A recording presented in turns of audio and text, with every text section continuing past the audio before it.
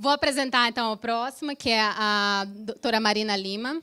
Ela vai falar de pesquisa clínica, que é um tema também que eu acho que tem muita dúvida e as pessoas conhecem pouco. A gente percebe que, enfim, às vezes as pessoas querem se inscrever em pesquisa no site. Nossa, tipo, eu estou aqui para pesquisa, não entendem a forma. Eu acho que é importante entender como as pesquisas trazem um novo horizonte para vocês. Obrigada.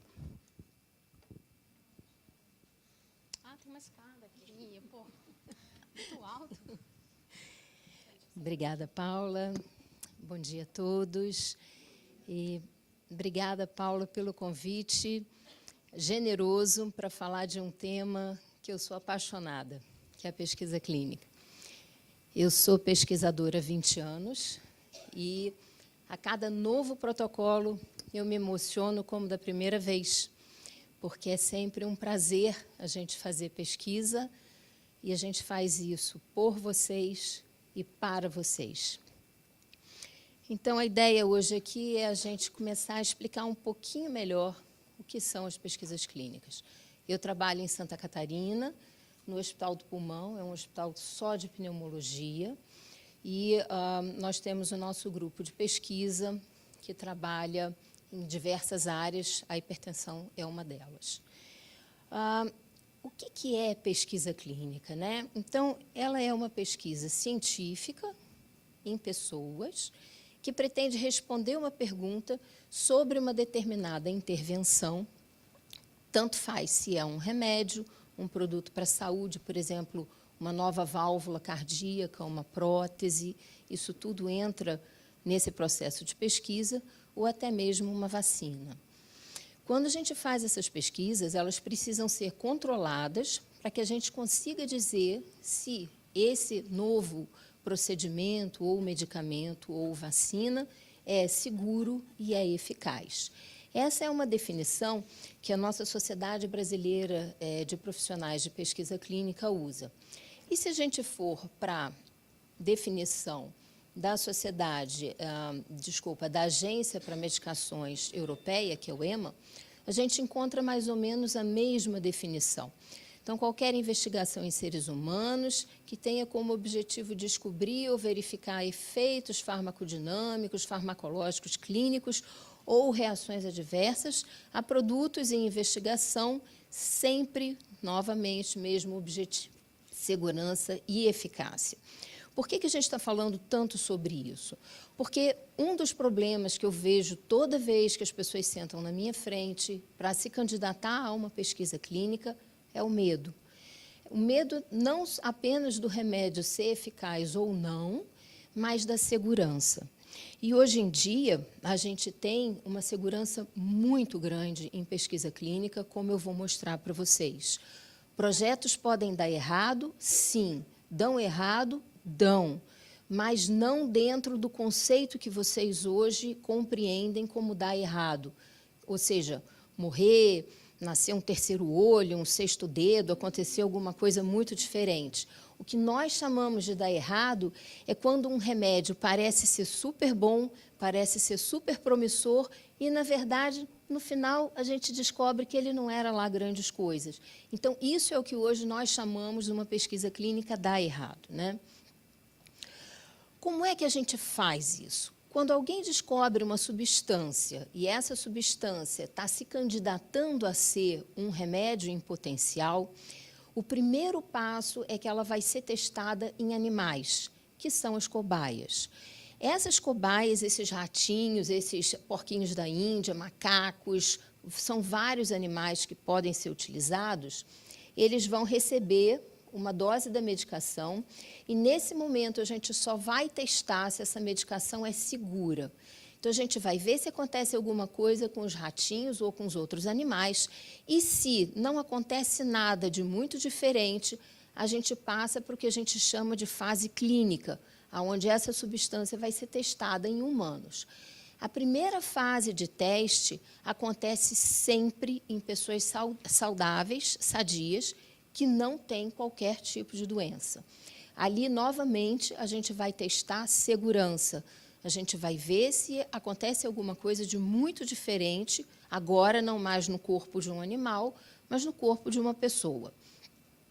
se passa por essa fase, e essa é uma fase que aqui no Brasil ela existe praticamente apenas para medicações genéricas.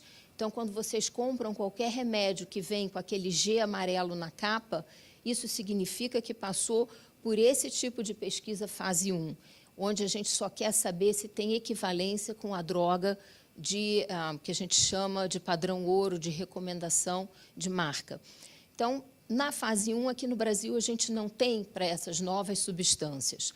Isso acontece muito nos Estados Unidos, onde as pessoas fazem pesquisa clínica como um emprego, é profissionalizado, recebe-se dinheiro por isso. Então, muita gente hoje nos Estados Unidos tem isso como uma profissão. Hoje eu vou testar o remédio tal, amanhã eu testo outro remédio. Aqui no Brasil, a nossa legislação não permite. Então, a gente praticamente não tem fase 1 no Brasil. Se é seguro, então, a gente mostrou que é seguro em animais e agora a gente está mostrando que é seguro em pessoas. Aí, sim, a gente vai para a segunda fase, e essa é uma fase que a gente já tem no Brasil e a gente executa com alguma frequência. São os primeiros grupos de pacientes, por exemplo, vocês com hipertensão pulmonar, que vão receber a substância. Tá? É um pequeno grupo. Nesse momento, a gente começa a ver, obviamente, continua com a segurança, mas a gente começa a ver a eficácia, porque agora sim a gente está falando de pessoas que têm a doença para a qual aquela substância está se propondo tratar. Se, novamente, termina a pesquisa, a gente mostra que é seguro e que agora começa a ter algum tipo de efeito, daí a gente vai para a fase 3, onde são os estudos internacionais multicêntricos, que a gente desenvolve no mundo todo ao mesmo tempo, para determinar, aí, num grupo maior, bem maior, a eficácia e a segurança. Terminaram os estudos de fase 3, a gente chegou à conclusão de que a medicação não causa grandes problemas e ela é eficaz, aí as empresas solicitam os registros de comercialização, e esses registros de comercialização vão para as agências regulatórias, aqui no Brasil, a Anvisa, Estados Unidos, FDA, e na Europa, o EMA. Chegando lá, a gente, e eles olhando todo esse dossiê de informações, eles tomam duas decisões. Ou eles aprovam, ou eles rejeitam. Se aprovarem, aí sim essa medicação vai poder chegar na farmácia, ser precificada e vocês comprarem. Ainda assim, a pesquisa não termina, porque uma coisa é um grupo de 1.000 pessoas, por exemplo, usando um novo remédio, e a gente tendo uma ideia de como é o funcionamento de 1.000 pessoas usando esse remédio. Na fase 4, que é a fase que a gente chama pós-comercialização, a gente tem milhares, milhões de pessoas. E aí a gente, às vezes, descobre coisas que nós não tivemos oportunidade de descobrir nas fases anteriores por uma questão matemática, porque o número de pessoas expostas a essa nova substância não foi suficiente para que aparecesse um eventual efeito colateral. E aí é que aparecem aquelas notícias no Fantástico, no Jornal Nacional, remédio sendo tirado de circulação porque apresentou efeitos que não se tinha observado antes. Isso não é uma falha, isso não é um erro, isso não é alguma coisa que a indústria esteja escondendo ou tentando disfarçar. Isso é uma questão matemática, é que, às vezes, esses efeitos colaterais só aparecem mesmo quando a gente está usando numa população maior. Se a gente olhar agora de uma outra maneira, então, fase 1, aquela fase onde a gente só usa pessoas sadias, usa alguns meses, e para avaliar a segurança. A 2, a gente usa algumas centenas, dependendo da indicação da doença que a gente está estudando. E aqui a gente já começa a ver a eficácia, mas num grupo menor. A fase 3, com a duração já de alguns anos, e a gente chega até vários milhares de pessoas expostas a essa nova substância. E a fase 4, quando entra realmente para valer no mercado, e a gente consegue descobrir coisas que até então a gente não viu. Para vocês terem uma ideia, por que eu falei que é muito seguro? Porque a gente tem uma quantidade enorme de leis para seguir.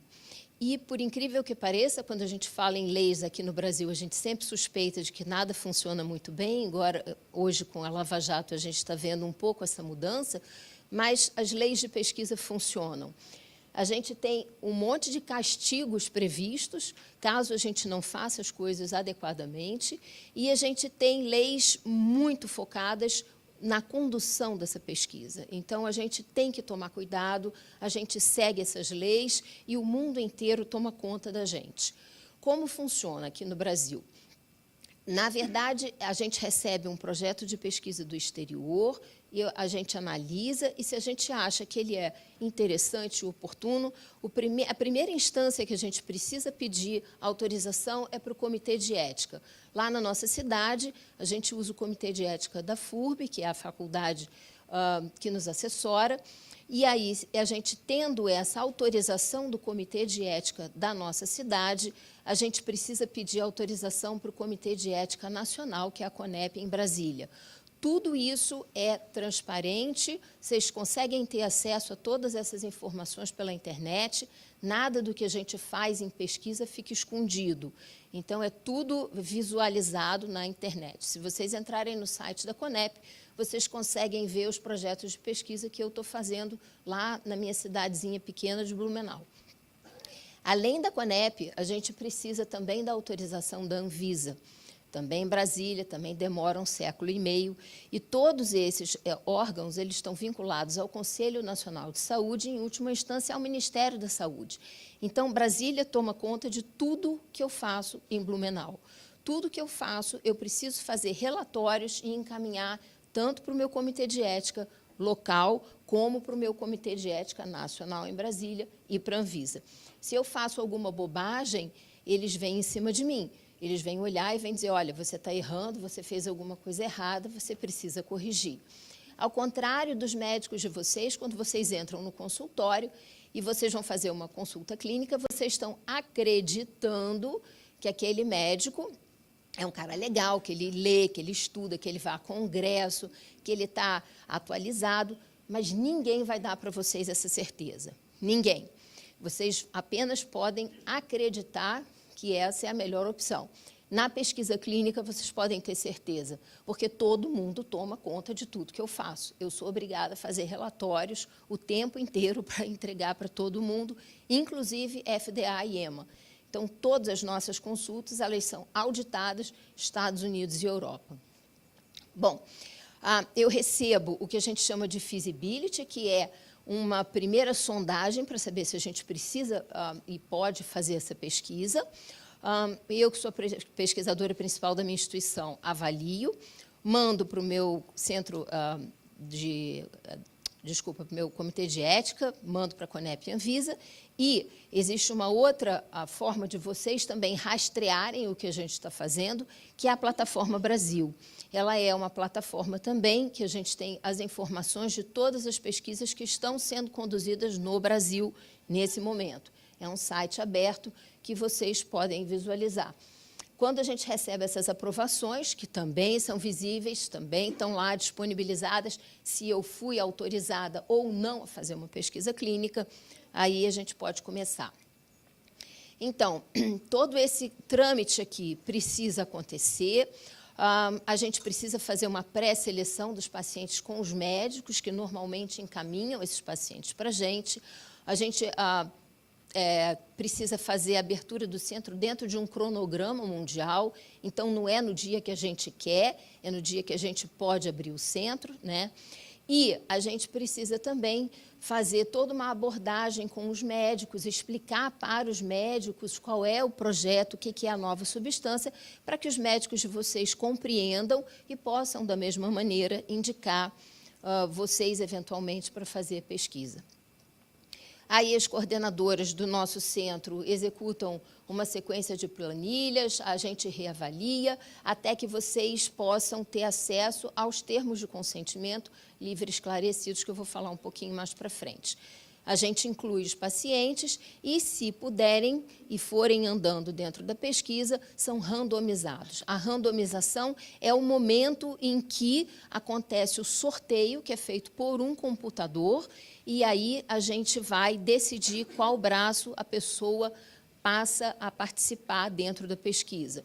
Normalmente, as pesquisas que a gente executa comparam ou duas substâncias, ou uma substância ativa e o placebo, e normalmente o pesquisador e o paciente não sabem o que está sendo usado, a gente faz disso, isso é uma questão matemática, para que a gente, no final, não sofra interferência da nossa vontade, que é óbvio que, quando a gente está fazendo a pesquisa, a gente quer que todo mundo use o remédio e todo mundo melhore, e se a gente tivesse esse viés de julgamento, eventualmente o remédio que a gente teria poderia não ser o melhor remédio para aquela condição, né?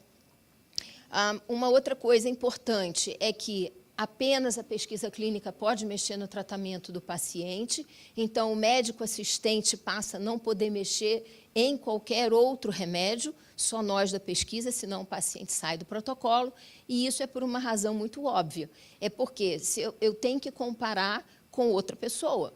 Então, como é que eu vou comparar alguém que tem um determinado remédio se eu não tenho a outra pessoa absolutamente igual para fazer essa comparação? Então, por uma questão matemática também, se a gente mexe e troca o paciente, ele precisa sair da pesquisa clínica. No entanto, o que a gente pede é que vocês continuem, mesmo assim, acompanhando com o médico assistente de vocês. Por quê? Porque é extremamente importante para o médico ter o acompanhamento do paciente, ainda que ele não possa fazer alterações na medicação sozinhos. A gente pode até tentar negociar, mas sozinho eles não podem mexer. Esse é o termo de consentimento. Não se faz nada em pesquisa clínica que vocês não queiram e não autorizem. Então, em primeiro lugar, vocês precisam querer participar de uma pesquisa clínica. E, como a gente vai ver, não basta querer, tem que caber na pesquisa clínica também. Mas isso a gente fala daqui a pouquinho. Então, esse é um termo de consentimento livre esclarecido, de um estudo fase 3, de uma medicação que ainda não está disponibilizada em nenhum lugar do mundo para compra, que é a metilbardoxolona. Nós conduzimos esse estudo lá em Blumenau, então vem todas as informações. Esse documento ele é sempre assinado em 2 vias, o paciente tem uma via e o médico fica com a via dele também, pesquisador, e aqui tem todas as informações, endereço, telefone 24 horas. Vocês têm acesso, como pacientes de pesquisa, 24 horas ao meu telefone e ao telefone da coordenadora. Então, qualquer coisa, o paciente precisa me avisar, ele precisa dizer para mim o que está acontecendo. Agora, a Paula estava falando, eu estava respondendo ali um zap de uma mãe que está levando um filho da pesquisa clínica para um pronto-socorro lá em Blumenau. Então, o tempo inteiro, a gente está em contato com os nossos pacientes da pesquisa clínica. Esse documento é o documento legal que autoriza o início da participação de vocês em qualquer projeto de pesquisa. Sem esse documento, a gente não faz nada, tá? E por que eu falei que não basta querer, precisa caber? Porque, para fazer essa conta e dizer, no final do dia, se esse tratamento é melhor do que o outro, e isso a gente faz através de matemática, que se chama estatística, a gente precisa comparar coisas iguais. E como comparar pessoas se a gente não é igual a outra pessoa?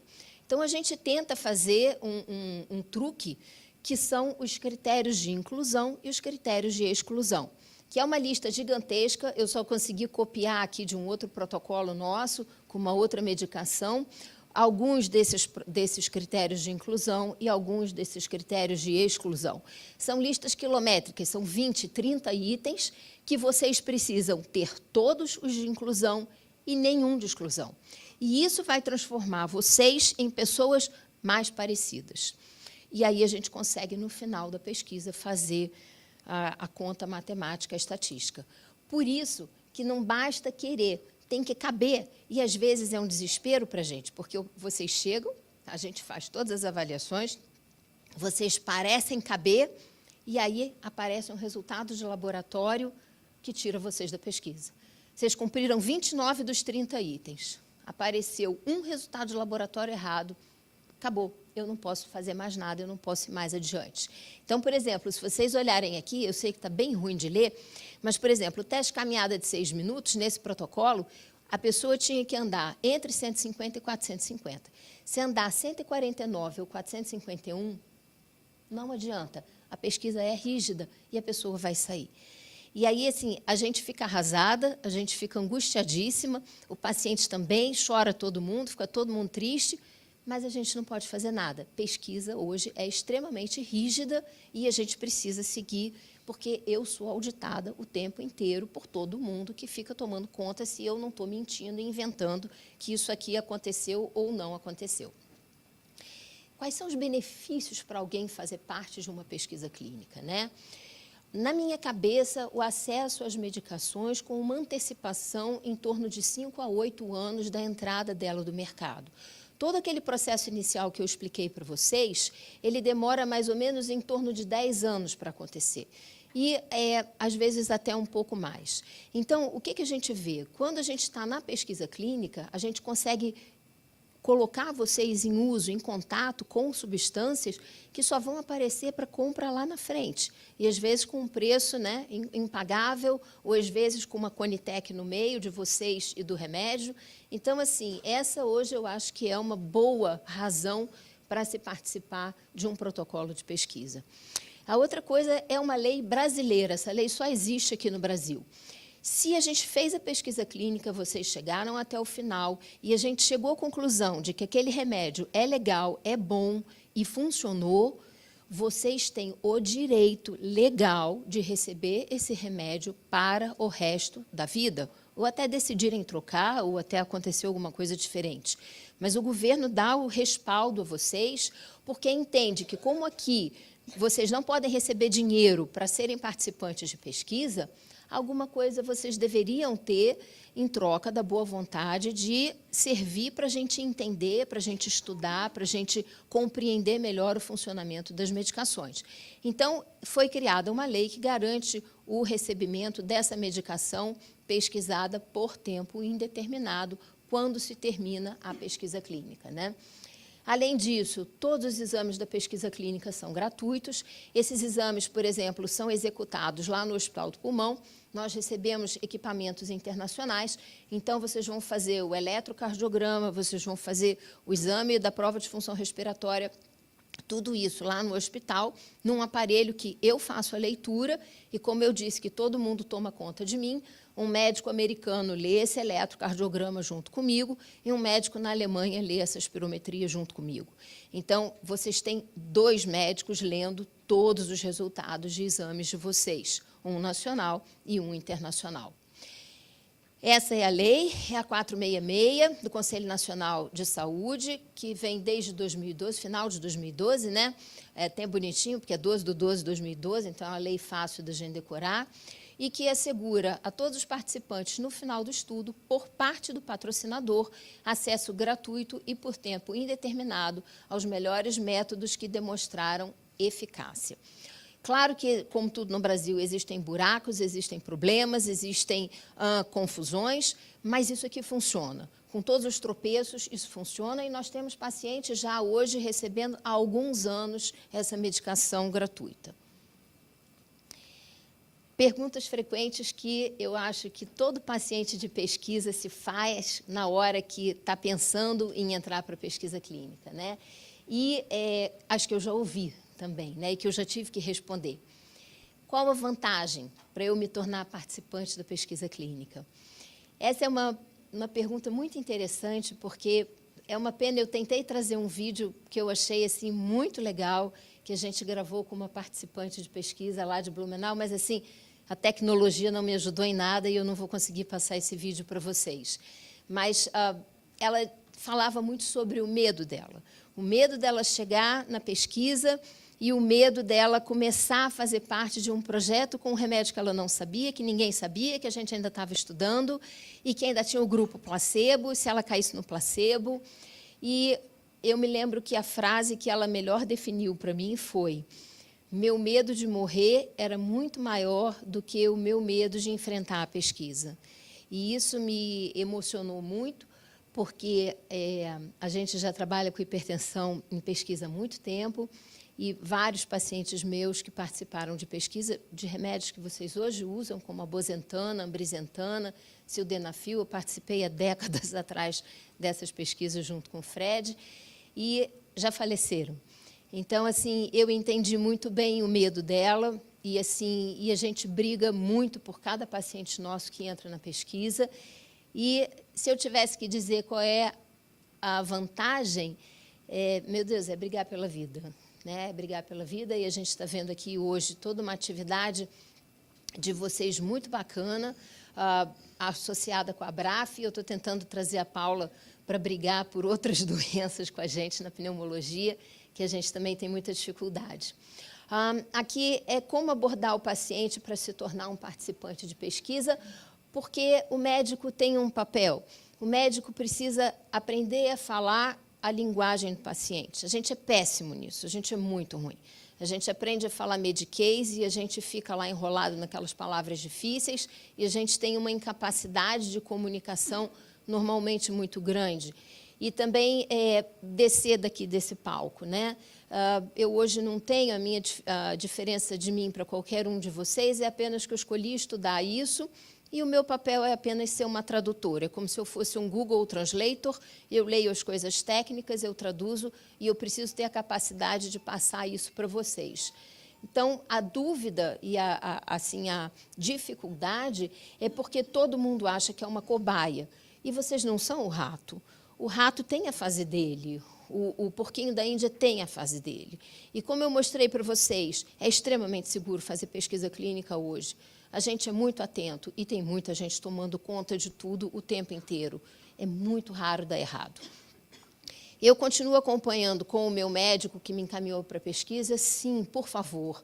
Mesmo que a gente consiga fazer um vínculo com um pesquisador muito bom, e isso normalmente acontece, a gente acaba virando uma super grande família. A Rose está aqui, ela não é uma paciente de pesquisa, mas já virou móveis e utensílios da pesquisa clínica lá de Blumenau, está sempre lá no hospital, fazendo um trabalho incansável lá em Santa Catarina. Mas não abandonem seus médicos, porque ao final da pesquisa vocês continuam com eles. E é importante para a gente saber como é que está o corpo de vocês, saber como é que está indo a progressão e a evolução do tratamento. E se eu aceitar participar e depois quiser desistir? Zero de problema. A lei garante a vocês a liberdade de ir e vir. É constitucional, está na Constituição. Então, se vocês quiserem desistir, nenhum problema. É só ligar para a gente e dizer: acordei com vontade de sair fora dessa pesquisa, não quero mais participar. Antes de vir para cá na quinta-feira, eu tirei uma paciente de uma pesquisa, de uma outra indicação, porque ela não queria mais fazer parte. Não tem problema. Da mesma maneira, eu posso tirar qualquer um da pesquisa clínica se achar que isso não está sendo bom, que não está sendo seguro e que não está sendo eficaz. Então, todo mundo tem liberdade nessa relação. O paciente para sair e eu para tirar, caso ache que seja o melhor caminho. E se eu tiver alguma complicação decorrente do remédio? Sim, complicações acontecem, complicações são esperadas com qualquer remédio. As bulas existem, não é para o paciente e não é para o médico, elas existem para os advogados. As bulas existem para defender as empresas de problemas, e elas são feitas nessa fase da pesquisa clínica. Então, todo mundo que vai ler uma bula de paracetamol, de Tilenol, leva um susto. Eu já vi gente morrer em UTI porque fez uma falência hepática fulminante porque usou Tilenol. E a gente usa Tilenol o tempo inteiro. Então, existem problemas, mas, como eu falei, é um ambiente extremamente seguro. Eu falo com os meus pacientes de pesquisa praticamente todo dia. As minhas coordenadoras que trabalham comigo são as nossas enfermeiras da mesma maneira. E a gente acaba antecipando alguns problemas, porque a gente tem muitos exames sendo feitos para tomar conta disso. Como será a minha remuneração na pesquisa? Não tem remuneração. No Brasil é proibido ganhar dinheiro com pesquisa clínica. O que acontece é que vocês recebem, por lei, um reembolso de transporte e alimentação no dia em que vocês vão à consulta da pesquisa clínica. Então, não esperem ganhar dinheiro com pesquisa clínica, essa não é a realidade brasileira. E se eu passar mal durante a pesquisa? Sim, passar mal todo mundo passa, pode acontecer. Vocês têm o meu celular 24 horas por dia, o celular da minha enfermeira, da coordenadora que trabalha comigo 24 horas por dia, e nós precisamos ser alertados, como eu falei hoje sábado, e eu estava respondendo ali, encaminhando um paciente para um pronto atendimento. Vocês recebem uma carteirinha dizendo que vocês são pacientes de pesquisa clínica e que aquele médico que atender vocês deveria precisaria entrar em contato conosco para não atrapalhar o tratamento da pesquisa e para negociar determinadas medicações que, eventualmente, não podem ser usadas em cada protocolo, né? Qual a diferença entre as pesquisas que a gente faz, clínicas internacionais, e as que a gente faz nas universidades? Em geral, as das universidades são um pouco mais simplificadas, mas elas são tão importantes quanto essas outras. Normalmente, no Brasil, a gente não tem grandes tecnologias de desenvolvimento ainda de medicações, então, as pesquisas de universidade elas têm um outro objetivo, um outro foco. E o que vocês ganham participando da pesquisa, novamente, zero de dinheiro, mas, às vezes, muitas coisas legais, inclusive amizade, que, para mim, é o que fica. No fim do dia, é ver pessoas como a Lorena, que, por acaso, foi uma das pessoas que mandou as tartaruguinhas. Essas são as minhas 3, eu tenho 3 filhos, e eu ganhei as minhas 3 tartaruguinhas, que hoje enfeitam a mesa do meu consultório, e, para mim, é um grande prazer fazer isso, mais uma vez, por vocês e para vocês. E esse é o nosso grupo de pesquisa clínica lá de Blumenau. E eu espero que vocês mandem perguntas e a gente possa falar um monte sobre isso e tirar todas essas dúvidas que a gente tem a respeito ainda de pesquisa clínica. Obrigada.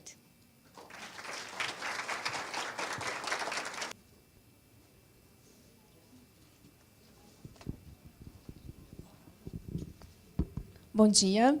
Alguém tem perguntas? Opa!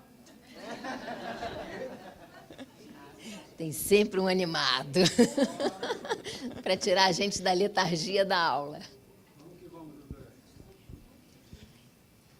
Deixa eu responder primeiro a dele, que é animado, e depois eu vou nessa dos tímidos. Sim. Doutora, primeiramente... Diz quem você é, por favor. Opa, bom dia, meu nome é Tadeu. Oi, Tadeu. Né? Diagnosticado com hipertensão pulmonar idiopática desde 2013 e desde então venho fazendo parte dessa família maravilhosa, dessa luta incansável em busca da cura. Tá? Mais uma vez é uma satisfação estar aqui entre vocês. E assim, falando de pesquisa, eu tenho uma intimidade assim relativamente boa com quem me trato, né? Doutora Jaque, doutora Eurara, a equipe do Unifesp, e eu já falei para eles que eu já coloquei a minha vida à disposição se no final da pesquisa ou qualquer situação a cura chegar, né? Desde que beneficie né, as pessoas no futuro. Pode arrancar minha cabeça, arrancar um braço, abrir meu corpo inteiro, mas desde que milhões de pessoas sejam beneficiadas com a cura, eu estou totalmente à disposição.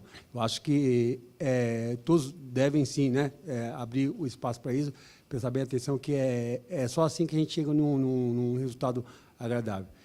Obrigada, Tadeu. Teu comentário assim me faz lembrar de 3 coisas que eu acho importante falar. Primeiro, nós não somos Jack o Estripador, a gente não corta nada de ninguém, a gente não sai despedaçando ninguém, a gente não precisa fazer isso. A Jaque é uma amiga muito querida e uma excelente pesquisadora também, uma excelente médica, e a gente trabalha juntas há algum tempo, claro, cada uma na sua cidade, cada uma na sua... E só uma coisa sobre cura. Existe uma coisa na mentalidade da gente que a gente busca cura. Às vezes o inimigo às vezes o ótimo é o inimigo do bom. Porque em medicina, se a gente for olhar, a gente não tem cura para uma pancada de coisas, mas a gente tem controle. Então, assim, o que a gente hoje olha é o que a gente consegue controlar e melhorar nesse momento para a hipertensão pulmonar. Quando a gente começou a fazer pesquisa na hipertensão, a gente não tinha o sildenafil. Pessoal, tem muitos anos isso. Era 2001, eu não tinha nada. Se qualquer um de vocês sentassem na minha frente para fazer uma consulta, eu ia devolver nada para vocês. Nada, só desespero. E de lá para cá, nós avançamos um monte na hipertensão. Longe da cura, sim, Tadeu, muito longe da cura, porque medicina não é fácil. Se fosse fácil, o computador fazia. mas a gente está avançando na direção de um controle e um bom controle. Então, hoje, para a gente que trabalha nisso há algum tempo, olhar o que era a realidade há 20 anos atrás, como a AIDS, pensem como a AIDS. Em 1980, eu engatinhando na medicina, eu tratava pacientes com AIDS que morriam em um mês. Era horrível, era igual mosca. Então, assim, hoje a AIDS é uma doença crônica, longe da cura, sim, mas como diabetes, hipertensão, câncer, várias formas de câncer, doenças controláveis. Então, não se angustiem porque a gente não tem cura, mas a gente está conseguindo um controle muito melhor do que o que a gente já teve no passado. Obrigada, Tadeu. Jefferson, então, fazer um comentário sobre o uso do placebo, né? Ok. É assim que funciona. Não tem jeito. A gente precisa comparar, e isso é uma decisão, inclusive, de todas as agências regulatórias. Então, quando a gente vai fazer uma pesquisa, a indústria é obrigada, eu não sei quem é o Jefferson, mas a indústria é obrigada a fazer com placebo. Então, são estudos que vão comparar um grupo de pessoas com aquelas 30 critérios de inclusão, 35 de exclusão, que usaram o remédio e o grupo que não usou o remédio. Em teoria, a única diferença do que acontecer entre esses dois grupos é por causa do remédio, porque se eles são iguais em todo o resto, só por causa do remédio é a diferença que a gente está vendo entre o grupo que tratou e o grupo que não tratou. Então, hoje, não tem outra maneira da gente conseguir a liberação dos medicamentos, é o único jeito que a gente sabe fazer e é o único jeito que as agências regulatórias aceitam. Qual a taxa média de abandono das pesquisas? Paula, essa pergunta é ótima, porque eu vou te dizer que nos Estados Unidos é muito maior do que aqui no Brasil. Médico nos Estados Unidos dificilmente vira amigo de paciente. E aqui a gente é muito bobão, assim, no bom sentido, e a gente vira amigo e a gente vira família. Então, lá no nosso centro, assim, vou te dizer que em 20 anos foi a segunda paciente que pediu para sair da pesquisa clínica, porque a gente acha que ela caiu no placebo e ela não estava realmente evoluindo bem. Ela estava tendo muita crise e a gente optou por tirá-la da pesquisa para poder sugerir um tratamento melhor. Então, assim, em 20 anos que eu me lembro, foram 2 pacientes, e sempre porque a gente achou que não estava indo legal no grupo placebo, e que, eventualmente, né, porque a gente é cega, a gente não tem certeza, foi assim que aconteceu. Sim, tem aqui em São Paulo, tem na Unifesp, tem na USP, e são excelentes centros de pesquisa clínica. Estou falando São Paulo cidade, né? Se a gente colocar, então, toda a grande São Paulo, aí tem mais centros, sim, e vocês encontram isso tudo na internet, vocês podem encontrar, inclusive, na plataforma Brasil, que eu coloquei ali para vocês. Vocês vão ver todos os centros por pesquisa, por indicação, que estão abertos, que estão recrutando. Eu não botei aqui um outro site, chama www.clinicaltrials.gov. Depois, se alguém quiser, eu posso escrever. E esse é o site americano do FDA, onde todas as pesquisas internacionais obrigatoriamente são registradas. Então, vocês vão saber o que está sendo pesquisado com essa indicação precocemente no mundo todo. Novamente, Jefferson, as pesquisas universitárias também possuem idênticos ou similares mecanismos de controle de segurança e confiabilidade? Não. Simples assim, não. Pesquisa clínica é caríssima. A gente está falando desses protocolos que a gente participa de milhões de dólares. São coisas muito caras e a indústria financia porque é assim que precisa para acontecer. Na universidade, a gente não tem grana para isso. Então, a gente não faz, habitualmente, desenvolvimento de medicações novas na universidade, a gente faz outros tipos de pesquisa, mas bastante longe do ponto de vista de rigor e de controle das pesquisas clínicas internacionais, infelizmente. Falta grana. Arthur, meu e-mail é malima, M-A-Lima, @globo.com. Não tem BR.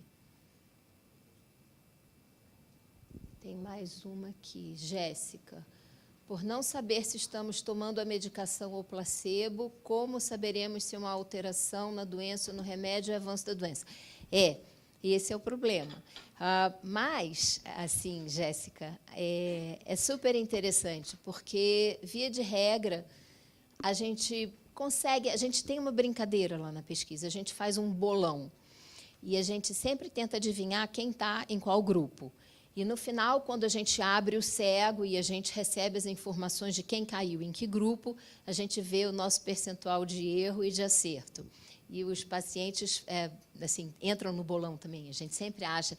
E a gente não erra tanto, porque, às vezes, o remédio é tão legal, tão bom, que ele vai fazendo uma curva de diferenciação de quem está usando placebo. Então, a gente acaba vendo melhora de uns pacientes e manutenção do estado de outros pacientes. Mas, por vezes, é difícil, sim, a gente conseguir diferenciar uma coisa da outra.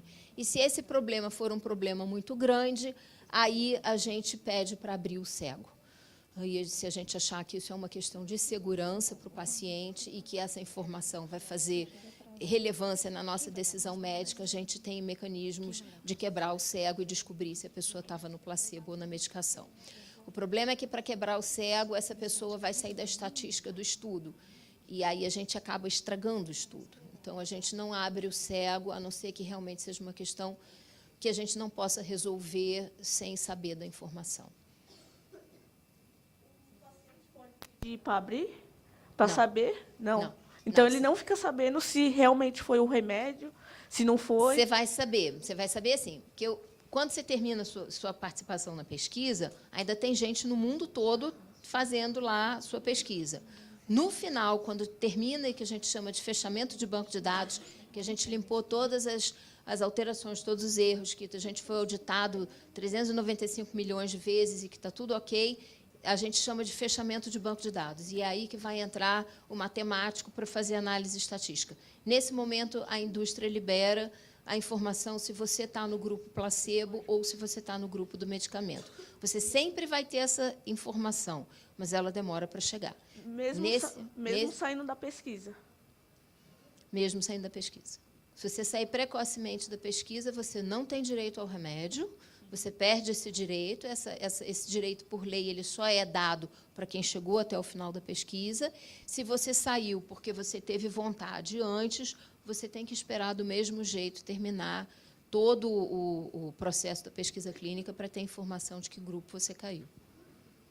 Acho que era essa a pergunta? Era. Jéssica, obrigada. Então tá, Jéssica, obrigada. Mais alguém? Então tá, gente, muito obrigada. Eu fico à disposição se alguém depois quiser perguntar mais alguma coisa.